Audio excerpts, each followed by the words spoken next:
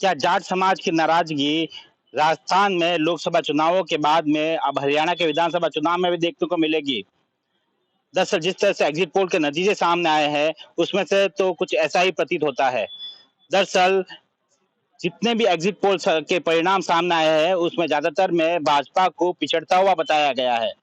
ऐसे में सियासी गलियारों में चर्चा है कि जिस तरह से जाट समाज की नाराजगी को लेकर राजस्थान में लोकसभा चुनाव में नुकसान उठाना पड़ा था भाजपा को, वैसा ही नुकसान हरियाणा विधानसभा चुनाव में भी उठाना पड़ सकता है। दरअसल हरियाणा में 27 से 28% मतदाता जाट समाज के हैं और माना जाता है कि जिस और जाट समाज मतदान कर देता है, उस और सरकार बन जाती है। ऐसे में जाट समाज की नाराजगी कहीं न कहीं भाजपा को नुकसान दे सकती है।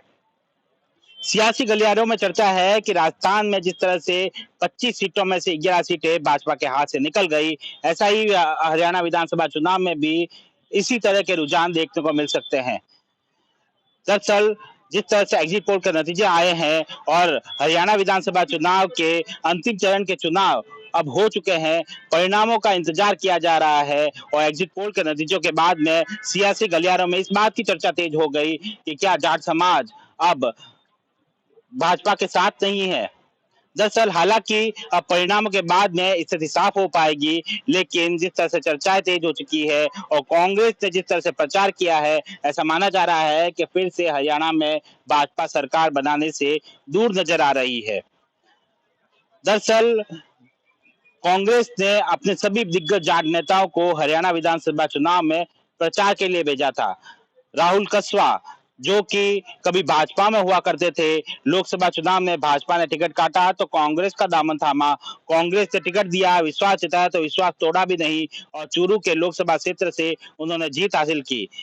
यहाँ तक कि बीकानेर से आने वाले भाजपा के वरिष्ठ नेता देवी सिंह भाटी ने एक बयान देते हुए यहाँ तक कह दिया कि राहुल कसवा के कांग्रेस में जाने के कारण भाजपा को 5 सीटों से ज्यादा का नुकसान उठाना पड़ा था। ऐसे में कांग्रेस ने दांव खेलते हुए अशोक गहलोत उप मुख्यमंत्री, पूर्व उप मुख्यमंत्री सचिन पायलट के साथ में राजस्थान के कांग्रेस के कई दिग्गज जाट नेताओं को चुनाव प्रचार के लिए लगाया। चाहे राहुल कसवा की बात करें, चाहे गोविंद सिंह डोटासरा की बात करें, चाहे उमेश राम बेनीवाल की बात करें, सभी ने यहाँ के कांग्रेस के पक्ष में चुनाव प्रचार किया। ऐसे में ऐसा माना जा रहा है कि जिस तरह से राजस्थान में लोकसभा चुनाव में जाट की नाराजगी के चलते भाजपा को नुकसान उठाना पड़ा था और एग्जिट पोल के नतीजों में जिस तरह से परिणाम सामने आ रहे हैं, अब हरियाणा विधानसभा चुनाव में परिणाम में भी हो सकता है कि भाजपा को नुकसान उठाना पड़े और इस बार सरकार बनाने से दूर रह जाए।